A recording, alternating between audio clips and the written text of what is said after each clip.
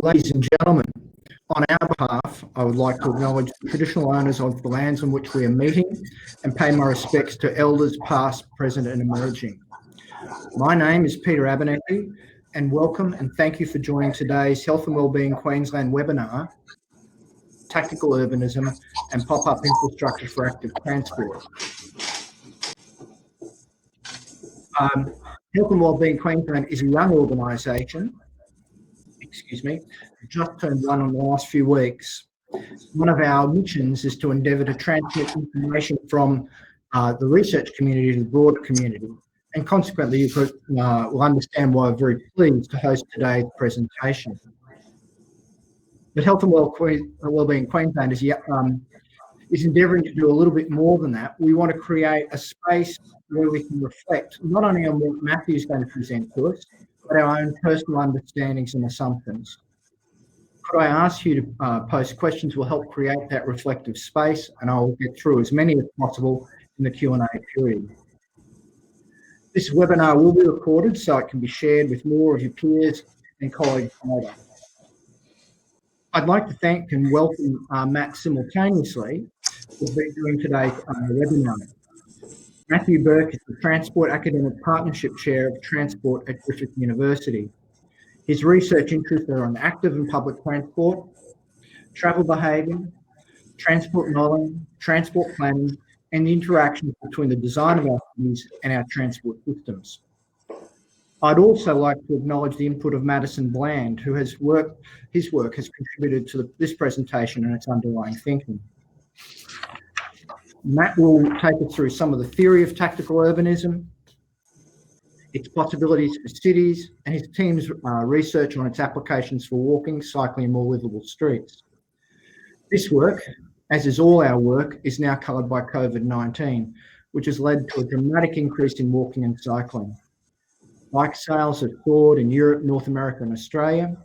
Cities such as New York, Paris and now Brisbane are using pop-up bike lanes and similar approaches to rapidly trial alternative street layouts and adapt to changing travel, physical activity and social needs. I'm sure that you'll all agree that today's presentation is very timely.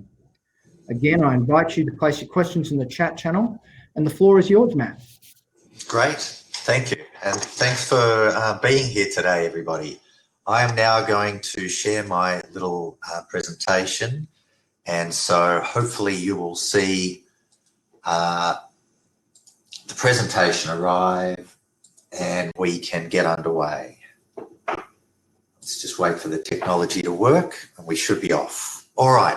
So, yeah, I'm talking about tactical urbanism and pop-up infrastructure. And this is a bit of a zeitgeist in planning and urban design, has been for about a decade now. And, you know, I help coordinate the transport research team at Griffith University. We do a lot of engaged industry supported research. So we have large funding agreements with our local Queensland government partners, particularly the Department of Transport and Main Roads. I'd like to thank them for their support for this particular research that I'm talking about today. But we also have a new funding agreement with Brisbane City Council and an ongoing relationship with Gold Coast City Council. So, you know, I speak from someone who isn't just at a university at 10,000 feet. I speak as someone who gets, you know, our research is usually getting our hands dirty with real world stuff. And tactical urbanism, I would see as a planning movement. And by that, I mean a theoretical movement in urban planning and urban design that is a new approach to doing things in our cities. And we've had previous waves of things. Often they come from North America. These ideas, like we had new urbanism in the 1990s that became mainstreamed. I see tactical urbanism as another planning movement that, like smart cities today, is just starting to become a mainstream approach for cities to do things. And what it's about is using low cost, temporary, short-term initiatives to try things. Now, there are two approaches that tend to happen, or a spectrum of kind of governance arrangements that happen for these things. Some are often local government initiatives led by an urban design team where they go and do something one weekend. The classic 48-hour trial to see if something could be done in a neighbourhood. But at the other end of the governance scale, we also have what we might call bottom-up initiatives, where we'll have community groups who will just go and do something unsanctioned and maybe stick up witches' hats somewhere and do something quite interesting. And so we have a spectrum of sort of different activities. And as we'll see as we go into this, this presentation, all sorts of different things that can be done. And I want to start with an obvious community-led initiative. There's been this movement towards guerrilla gardening, popularised by certain presenters on the Gardening Australia program and elsewhere. And this is the notion that we have certain spaces in our cities, like the very large verges in certain Queensland streets, that could maybe be used for something better than just being a place for grass. This photo comes from Urban Food Street, and I'd like to direct people in terms of traffic to Neil Minnie's website on this. If you're interested in Urban Food Street and its history and what happened at Butterham, you can see this. So, you know, this is a classic 1980s street. There wasn't a footpath on both sides of every street, low volume road, and the planners and designers decided that we didn't need footpaths. People could just walk their prams in the middle of the street, which is fine, except when you have hoons. And isn't great in streets that have a 50km/h posted street speed. But anyway, and guerrilla gardeners got in. So people decided they would take over the verge in front of their house and plant fruit trees. And this grew and grew until it took over 2 blocks. It took in, you know, many more than a couple of dozen householders got involved, and it started to become something of a food attraction. It got listed on the places to go on the Sunshine Coast, TripAdvisor, etc. These people got organised. They had Facebook and Twitter sites and other things. It got branded. And initially the council turned a bit of a blind eye when it was just a few households. Then Sunshine Coast Regional Council said, look, you haven't got regulatory cover. This is getting a bit out of control here. If someone has a fall and breaks their hip, you know, we as the council are liable for this happening. We're the landholder. And, you know, this is just getting a bit out of hand. And they entered into negotiations with the residents and the community group and said, look, you're going to need a permit for regulatory cover. But the good news is that permit will be free. And, you know, it's disputed what happened next, but there was certainly a number of holdouts amongst the residents who just said, nah, we're not going to have a permit. Why should we get a permit? This is stupid. Food is a human right, blah, blah, blah. And in the end of the day, the mayor of Sunshine Coast killed it off, and they came out and basically destroyed Urban Food Street.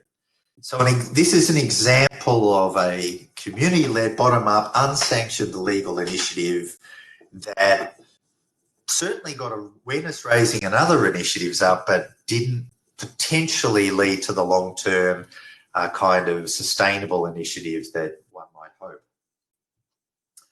As a different example, I want to talk about Eagle Lane in Brisbane, but we could be talking about a number of different lanes, from Hardware Lane in Melbourne to sites in Wollongong, Newcastle, Sydney, Adelaide, the Gold Coast, all sorts of places across Australia. And Eagle Lane was this disused lane. There's 2 sections of it. And one particular little section of it ran between 2 pretty ghastly office buildings in the city centre of Brisbane. And the urban design teams, I'll give you the apocryphal, what's been passed down to me story of what happened there. The urban design teams wanted to stick up cafes and do a an intervention there and turn what was a street for less than 1,000 vehicles per day that probably had about 300 person minutes of occupation as those single occupant cars took over that small space in the CBD, and they wanted to turn it into something that could be a multi-use site. And it doesn't look like this all the time. This was actually something else that happened. So they went to those landholders and said, we want to put up some art boxes, light boxes, you know, do a kind of put the green grass, fake green grass down, put up some cafe sort of seating and stuff. Would you activate your buildings and build cafes that would look out on this place? And the building owners said no. So tucking their tails between their legs, the council people thought, what can we do here? They came back sometime later to these people and said, look, we're going to start doing some treatments and things, but no, we're not going as hard as you thought we were, but we want to run a 48-hour trial in Eagle Lane. So we're just going to close it for one weekend, so not during the week, and we won't scare all the horses, and we're just going to bring some food trucks in and some seats. And anyway, that weekend, people all appeared out of nowhere. Day and nighttime use, because there's a bar there and the food trucks went late, and great little intervention, and it worked really well. So then they came back and said, look, that worked really well. We'd like to now take over the space for, you know, initially they just put down really cheap, you know, fake green grass and a couple of cafe tables and a coffee cart, because these buildings hadn't opened up onto Eagle Lane as yet. And they just shut the street between, I think, 10 and 2, something like that, or even it was just morning tea time, something like that. And then they extended the hours because it was too popular, and eventually they went back to the landowners and said, look, there's clearly a market for this. All your clients are using this. All your clients love this. Isn't it time that you actually now make money from this and open up cafes on the street? And the building owner said, yes, that's a great idea. You know, what a great idea. So it took them 2 years to do this, but they went through this tactical approach to get there. The most obvious place where this kind of approach has been used is in New York. I don't think they've been the best at doing it, but they were certainly the best at telling everyone about how they did it. And they did pedestrianise Times Square, and they've used this same approach of low-cost interventions, you know, cheap cafe furniture, cheap planters in key locations. In New York's Times Square, initially they didn't even change the flooring. You know, the old layout of the street can still be seen. And so we at Griffith were interested in these questions of tactical urbanism and active transport. And I had a wonderful honours student, Madison Bland, who I believe is on this call today. And he agreed that we'd work together on an honours project on this issue. And so this is long before COVID-19 or anything like that. We went to investigate pop-up bike lanes in Australia, how they've been done, how successful they were, and what seemed to be the ingredients for success and the barriers to their implementation. And Madison did a great job, so much so he won the university medal. But anyway, that's an aside. And so we were interested in these initiatives were happening where people were using really cheap materials and getting in, whether it was community groups or local governments that were leading these pop-up initiatives. And we all know why pop-up bike lanes might be a great idea. Many of the people on this call are members of what I already refer to as the winning side. We know we will be retrofitting our cities more and more for active transport, for walking, for cycling, and for other wheeling. I'm a big fan of pedelec e-bikes under the current Australian regulations. I own 2 where you have to pedal, so you do get some exercise. It's more than walking, but it's less than cycling, particularly in a hilly city like Brisbane.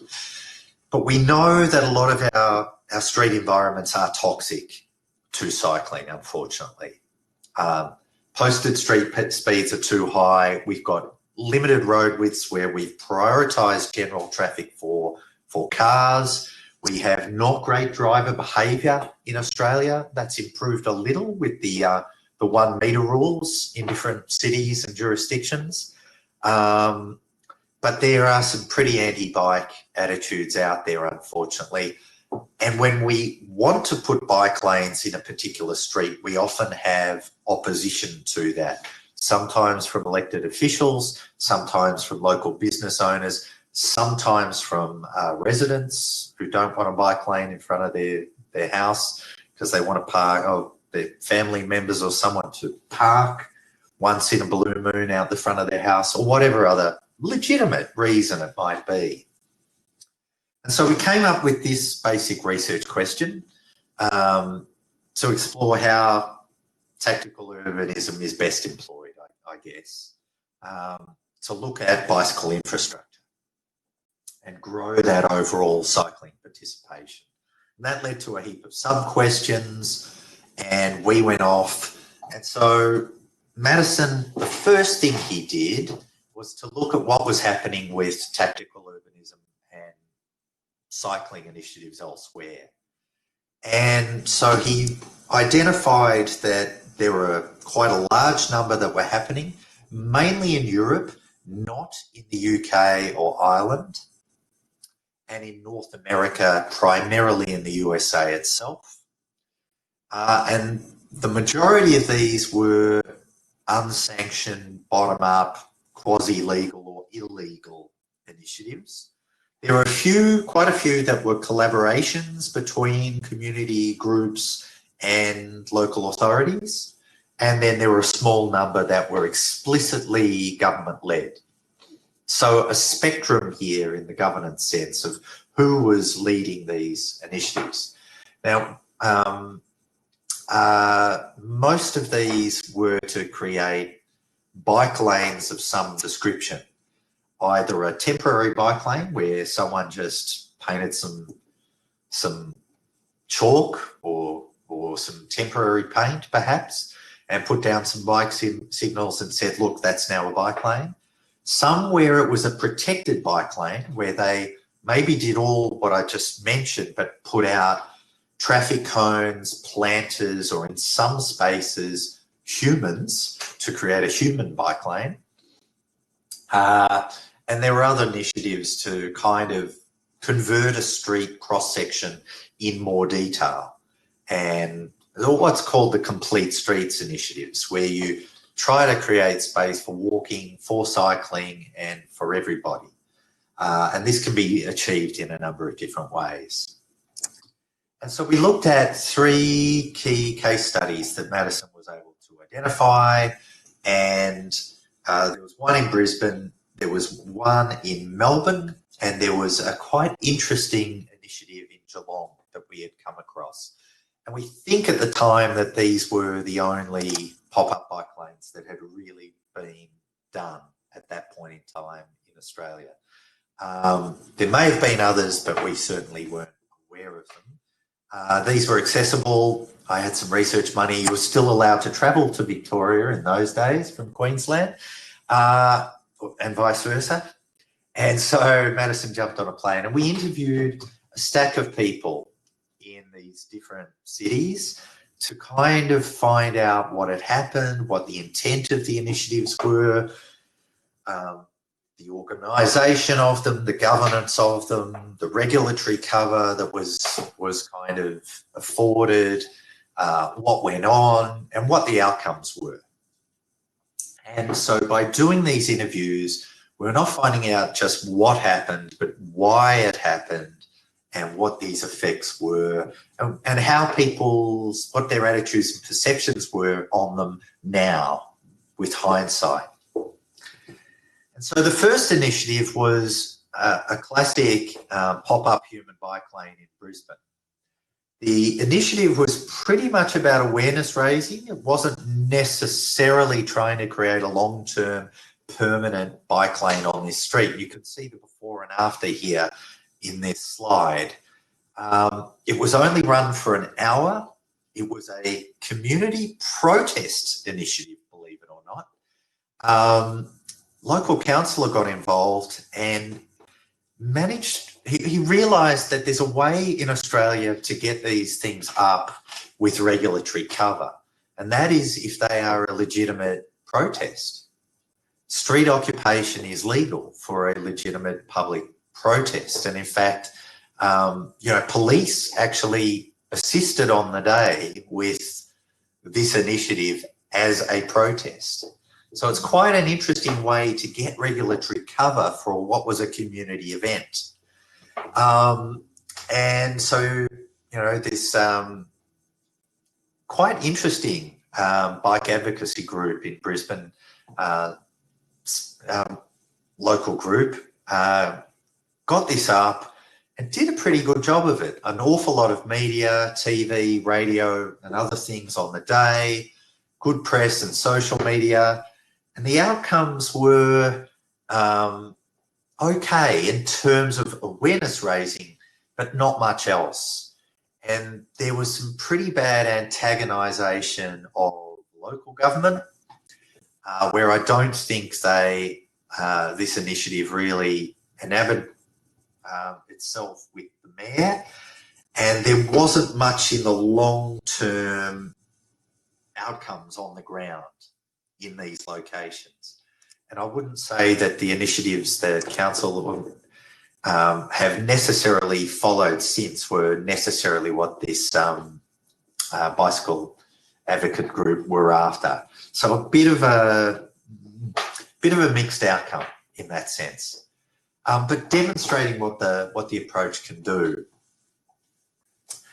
Another initiative was led by a different bicycle organisation down in Victoria. This is an interesting space. It's a bike lane that gets converted to parking at a particular time. And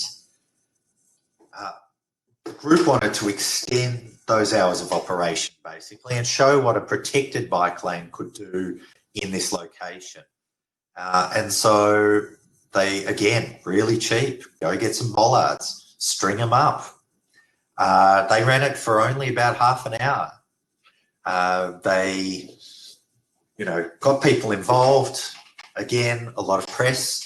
But when talking to that bicycle advocacy organisation, it seemed like there was some miscommunication with the local authority. I don't want to talk too much about it. You can read in the, hopefully we'll get the report out in a public sense soon.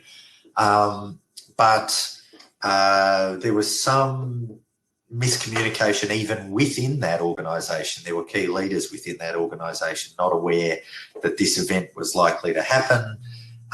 There wasn't great communication with the local authorities. It wasn't the greatest example, again, of a collaborative initiative between local government partners and the community organisations.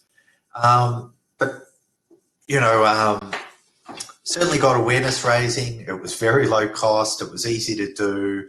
It did get good press for that organisation, certainly raised awareness of the need for this kind of infrastructure in these kinds of locations, but it hasn't necessarily led to the planned upgrade in that location coming forward. I think those things were likely to happen anyway. A better example was a government-led example in Geelong, which also has an interesting history. Right through to the present day. So Geelong, as part of its turn towards cycling more generally, particularly under a previous mayor, and the large cycling events that now happen in that city, and I mean mass sports cycling events, they moved to have an active streets event in the CBD. And this was part of a tactical approach towards hoping to get up some significant bicycle infrastructure across that CBD, including a major long bike lane. And so they held this initiative in 2015, one day only. where they effectively created an active streets event where people could cycle freely. There was a road closure and a temporary bike route. So people were encouraged to come down, cycle, see what could be possible in the CBD were this kind of approach taken. And it was successful. They got a lot of people involved on the day. Public health groups were involved. A noted national health NGO, one of the best, was involved in this, who's actually invested a lot of time in active transport consultancy and advocacy over the years. And they hired a professional consulting firm, someone based down in Melbourne who is really good at this placemaking and space making. So they did have follow-up events, and then eventually sorry for the spelling mistake there, a long-term installation of a bike lane. Now that bike lane has become contested and a new council has recently voted to actually rip it up and return parking to the CBD in the somewhat mistaken belief that that will help revive retail in the CBD. Thankfully, the state government said, no, we've spent a lot of state government money on this initiative and we'll simply declare it a state road and retain the bike lane if you do. So that infrastructure looks now like being permanent. But, you know, it goes to show that anti-bike infrastructure attitudes are still out there, and there's a way to go in convincing everyone of the merits of these initiatives. We need to measure and demonstrate the value of active transport better. So I've only got 1 or 2 slides to go. Key things from our findings are that, you know, there's only an emerging understanding of tactical urbanism. Those involved tend to have the better knowledge, and there's a relationship between trying to get community involved in planning initiatives and tactical urbanism. And so here we saw 3 pioneering efforts at trying to make this happen in the Australian context. I think as people learn more and more, and particularly as these kind of private consultancies pitch their wares and start to show that they can help governments plan these initiatives, we're going to see more and more of this stuff. The approach can lead to on-the-ground results, as shown in Geelong, and you can get other outcomes if you're after that, you know, if it's awareness raising or whatever else. But there are limitations. We live in one of the most litigious societies in the world. We actually launch more litigations per person than the USA, although our payouts tend to be a little less. And so there's little political will to really trial some of these things. And we have a very resistant engineering crew in Australia. Civil engineers and local governments tend to be very risk averse. And so there are issues to resolve there. But there are ways forward, as that councillor in Brisbane showed. There are barriers that we need to overcome, and that includes that autodom, still car-centric politics, still are in the main, you know, the default setting in Australian local governments. And the best place to see that is our posted street speeds in local streets. But there are some governments willing to have a go, and there are ways forward. And if I just speak for 30 seconds, COVID is now seeing cities around the world really move to do this kind of thing. So whether it's Athens, whether it's Budapest, whether it's Paris, Seattle has just moved now to create a set of limited street closures. Local traffic might still be allowed in. They might have fused the grid by shutting one end of a street or creating barriers to through movement down streets and therefore really thinning out the traffic. They might have created 20k per hour or 30k per hour street zones. Vancouver is doing very similar things. And I'm a big fan of this Slow Streets initiative that both Portland and Vancouver are doing at the moment to really install temporary barricades, fuse those grids, create bike boulevards. So through car traffic is restricted, but walking and cycling are very much facilitated. And they're reducing their street speeds. And there's a lot we could learn from this in the COVID-19 lockdowns. And if we're headed to further lockdowns in Victoria and lockdowns in other neighbourhoods of Australia, we should definitely be picking up on some of these ideas. We'll be trying to put out a guide on the web soon with the Department of Transport and Main Roads in Queensland on what our learnings are and what local governments could do as a basis of learning from that. But obviously it's a moving feast at the moment, and we hope to learn more from what's happening elsewhere. I should acknowledge some of the credits there for some of the images we've used today, and I will end it at that point and stop sharing my screen. I hope that's been of interest to you. So Peter, are you there? I hope so. Great. I'm having trouble switching my camera on, but I think my voice is okay. Yes, we can hear you loud and well. Okay. Well, thank you, Deborah, for outing the Heart Foundation. We weren't, under our ethics, allowed to identify the groups or actors who were involved. Thank you for recognising it was the National Heart Foundation that was involved down at Geelong.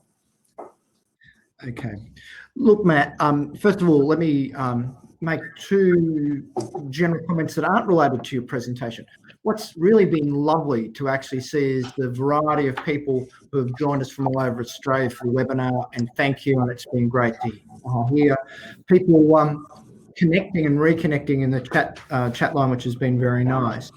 I suppose, sort of following on from one of your second last slide, Matt, what do you see as the complementary activities that we can do within infrastructure to stop active transport infrastructure to make walking and cycling both safer and easier? Yeah, well, I've been banging on this drum for about 15 years now, but the cheapest, easiest, best bang for buck that we could do in Australia very quickly, including during COVID-19 when so many people are walking with their kids in the evenings, to reduce street speeds. So cycling participation boomed in the suburbs of Melbourne, Brisbane, Sydney, Adelaide, Perth, just boomed overnight, particularly under COVID lockdowns. So my local area, we just had people walking everywhere. And for the first time, I had my neighbours say to me, I know what you're getting at now when you keep saying the street speeds are too high.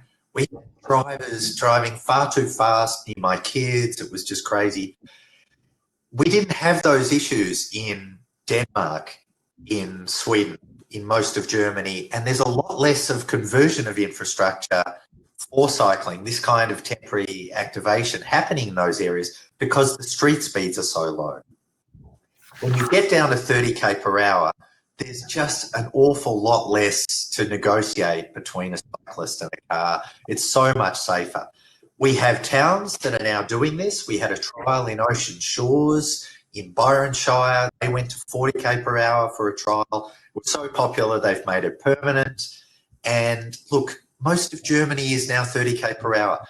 Washington, DC has just launched some slow, safe streets, a slow street speed initiative in key areas in the inner city, partly related to COVID.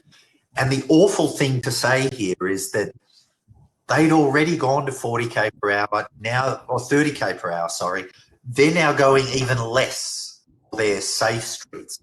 We think we're giving children safety at 30 kilometres per hour. 40 kilometres per hour. At 40 kilometres per hour, a child who gets hit is still likely to die. It's not safe. We need to reduce all those local street speeds down to 30k per hour. Keep the collector streets that get you out of the suburb at 50. Keep all the rest of the network at 60k per hour. You'll slow the average trip down by about 20 seconds, but you'll create an awful lot of walking and cycling. Thanks, Matt. And sort of picking up on your slow streets, sticky streets discussion there in the last one, I wonder if you can sort of talk to those two themes for a minute or two, but also consider whether some of this discussion about bikes, what's it like? You focused on cycling. What's the transferability to walking? Oh, absolutely. And just general livability within communities. Right. So pedestrian space is critical, and in COVID we see it even more. And so one temporary intervention that we should be doing right now, you see all these shots of people queuing in an unsafe way on a tiny thin footpath near a hotel, and everyone starts going, those terrible people. I sit there thinking, why has space for queuing not been temporarily provided? People now have to stretch out in those queues. Why haven't we created the volume for that queuing so those people can safely do that? And the way to do that is to take a general traffic lane for cars. It's late at night. We don't need as much car infrastructure. Do those temporary things. Create that safe space. Similarly, not everyone had the lovely wide planned streets of Adelaide, Perth and Melbourne. Places like Sydney and Brisbane have some of the thinnest footpaths you will find in cities of their density and activity in the world. And we need to widen them. And under these circumstances, it's a good opportunity for us, particularly as car use is down, to start to widen those footpaths. And there are places I can see in Brisbane where we could be doing some of this tactically now. And the other thing is footpath dining. So there is no solution to sealed air under COVID-19. There is no solution to sealed air. I think following the health literature on airborne transmission for about a couple of months now, everyone is now starting to realise this, and there is demand to move indoor restaurants and other indoor retailing out into the streets. And we can do that. There are places like Albert Street in Brisbane, which we've temporarily closed before, where we can allow those restaurants, the cheap and the expensive, to reclaim the street, to run, to give those people jobs, to give the hospitality industry a place, to give us, users, safe places to eat and recreate. And I think that is something we will definitely see. And the shift is on overseas for that very rapidly, as the scientific consensus has moved towards understanding airborne transition. So I think temporary footpath occupation and these pop-up cafes is going to be something that we will see businesses saying, do it now, we need to survive, and really a market-led and a government-facilitated approach to that happening. And I think that will happen within weeks in Australian cities. Okay, now I have to say, Matt, you've generated a little bit of discussion around that, because there's this blend between blocking access for people, particularly with prams and wheelchairs, and well, not particularly around that, but also that there is, and I'm reading as I'm going, I noticed there was an ACT Slow Streets initiative, and also in Hobart. I'm just having a look here now. Oh, yeah, Hobart, City of Hobart's been on this for a while, Peter. Yeah. Been doing some good things. They actually trialled tactical urbanism as an initiative some years ago. They were actually asking, I think, for requests from the community for ideas. I'm not sure that worked all that well, but they were trialling, having a go. And they've certainly been at the forefront of starting to slow these street speeds down. So kudos to them. Now, they're finding that going to 30k is difficult for some of the politicians and others to move to. And a lot of jurisdictions are saying we're going to have to move to 40 first, except in a few locations. And look, that's better than nothing. I'm just one of those transport planners that sits there and goes, look, I know force, mass, acceleration, motor vehicle, and the death rates of individuals when they go to 30. I've seen what's happened in Northern Europe when they've gone to 30, and we end up with cycling nirvana, and we don't end up with with great problems. And cities like Copenhagen, where they have 30% of people already cycling to work, it's a very COVID-safe way to travel.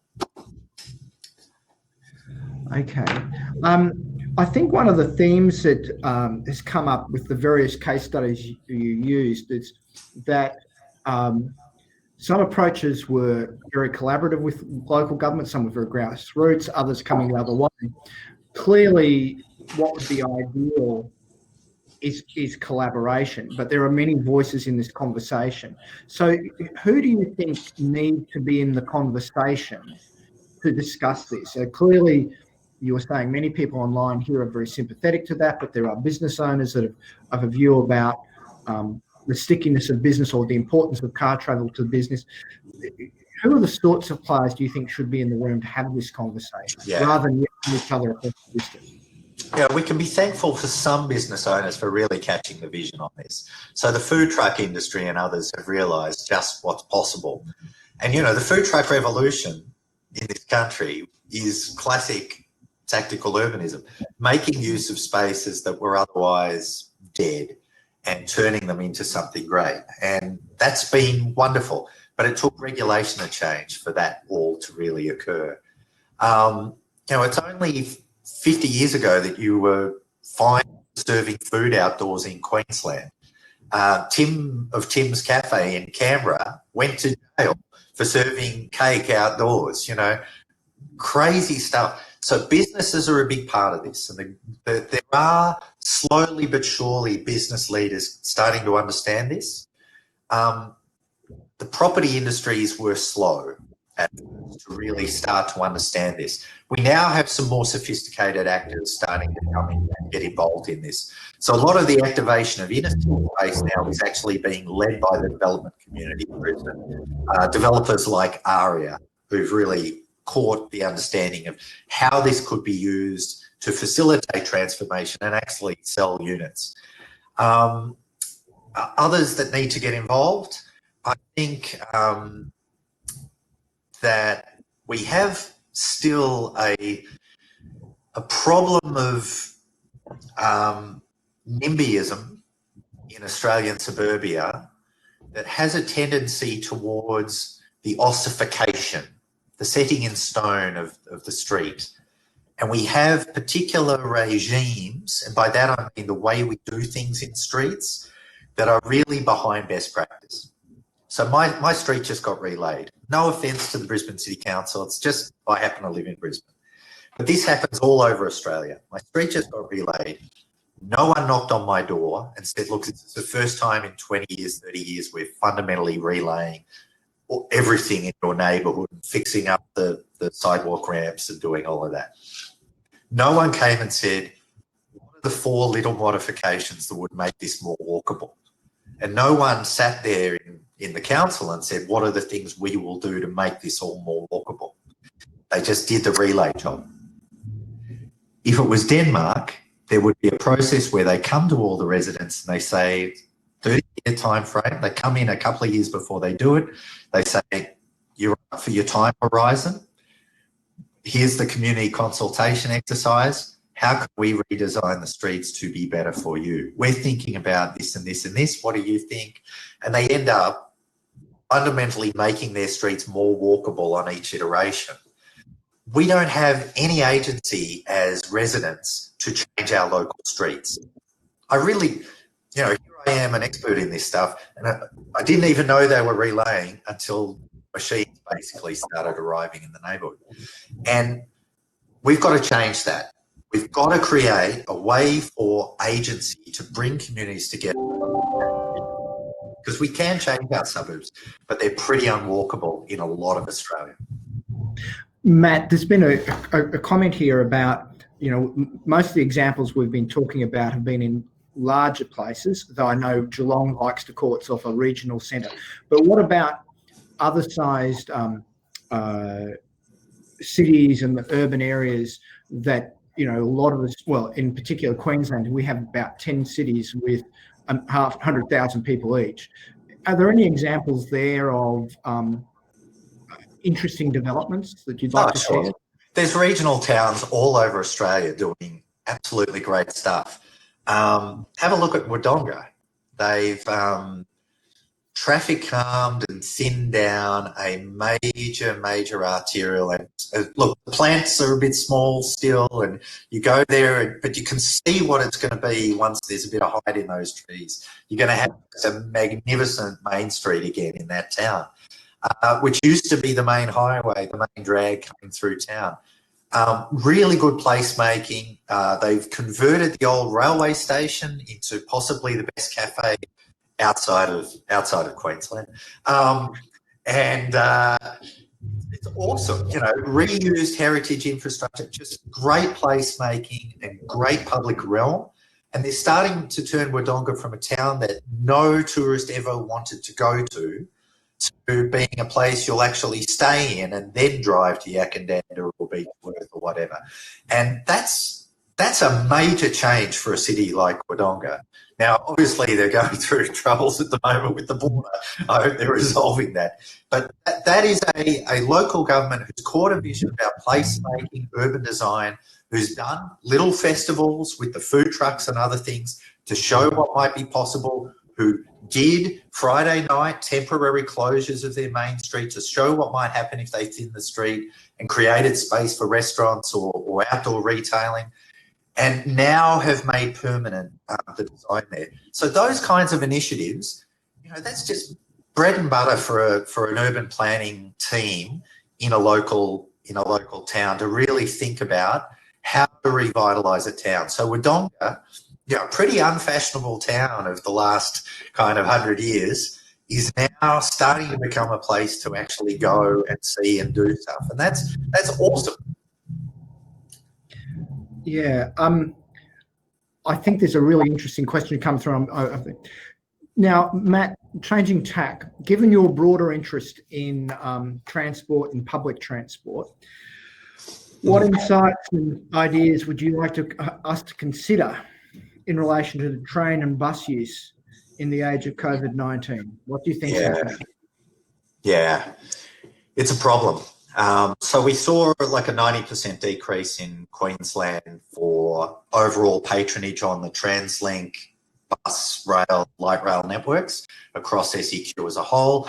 Fair bit of that's come back as workers particularly are moving back into the CBD, and when schools went back, we saw a lot of travel again. But as I said before, there is no solution yet for sealed air. And I'm one of many people who has been following the airborne transmission thing. I wear a mask on public transport to protect others, and I would hope that we are moving. I see Victoria's move to make that compulsory. I do think anywhere else where there are significant numbers, like Sydney, that would be a very sensible approach.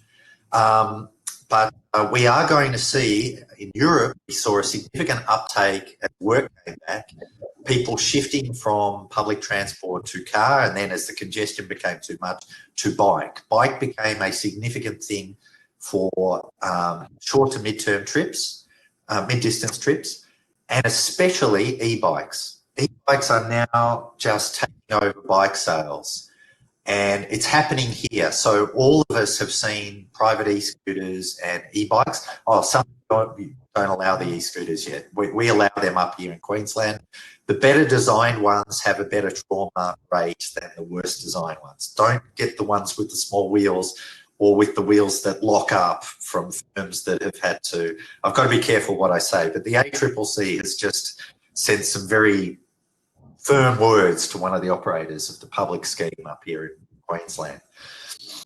And look, that kind of micro-mobility, and particularly e-bikes, are a solution that is really coming. Their price has fallen to below $1,000 for a reasonable vehicle, and that brings a whole class of people into cycling that have never done that physical activity for 20 years. And when I lend mine to friends that just get it immediately, my goodness, this could be the alternative to the second car in our household. So there's no solutions to the enclosed bus and the enclosed train. Fitting heater filters and the like is going to be really difficult. We're putting on additional services in Queensland to try and thin the volumes of people on board. That's great. That's going to be a big cost to state government, and that's one thing we can do. So congratulations to Queensland government for announcing that. But beyond that, there's very little we can do unless we get people wearing masks, I think. Okay, Matt. Look, it's always the way in the last few minutes, a number of really good questions have come tumbling through. But I'm going to pick one that's actually jumped up about 2 or 3 minutes ago. And it was making the comment with tactical urbanism, whether it's been driven by a community interest or from local government. The outcomes haven't always worked. Have you got a sense of what are some ingredients for success to make the reimagining of current traffic space, realising the ambition that might be being sought? So both Wodonga and Geelong hired a consultant, both very creative types who came in and said different things, who said, let's envision what might be possible, let's do some street reclaiming, let's do a trial, let's do these sorts of things. And even if it's shabby and it doesn't look great, let's just see what happens. And built momentum. They took the community on the journey with them. They worked with community groups, they listened, and they co-evolved. So by that I mean they learnt from each other and they developed shared visions. This is classic collaborative planning, or what when we teach our students in urban planning schools, we call good planning. And in that sense, they both kind of knew where they were likely to head, the kinds of things they'd like to achieve, but they took a community with them, they learned themselves, and they ended up with better outcomes. And I think that's what the lessons here are. And some of the local authorities that have been on this call, like Hobart City Council, are the kind of authorities who take that kind of approach. And so, you know, at the end of the day, there's nothing like good planning. And if there's one thing I can say about transport engineering teams in Australia versus Northern Europe, when I sit in local government teams in Europe, I'm amazed at how many engineers are problem solver, they have these teams of people working on small initiatives around the city, kind of like urban acupuncture, little initiatives, rather than project managers of big projects, which we tend to have a lot more of. A lot more of our money for traffic engineering tends to go on big project solutions, big infrastructure solution to a problem. I think that Northern European approach of spending some of our money just on problem-solving engineers who can work intersection by intersection, link by link, footpath by footpath, and become those local problem solvers. I might have had a better street out the front of my place, and we might have better streets all over Australia. And so there's some things we need to change about our practice and learn from other jurisdictions to do better. Matt, I think that's a great place to finish. I'd like to acknowledge it's been a tremendous chat line. There's lots of interesting questions, and I apologise for those that I haven't got to. But Matt, thanks for a wonderful presentation and Q&A period. I'd actually just like to also thank all the people who have made this presentation happen. There are a large number, so I won't start going through names because I'm sure to forget somebody. And I'd like to thank all of you who have joined us today. It's really been wonderful to see where you've come from. Yes, we are recording this event and we'll post it in the not too distant future. We hope you can join Health and Wellbeing Queensland webinars in the future. And all I can say is please take care and stay well. Yeah, stay safe, everyone. Bye. Bye.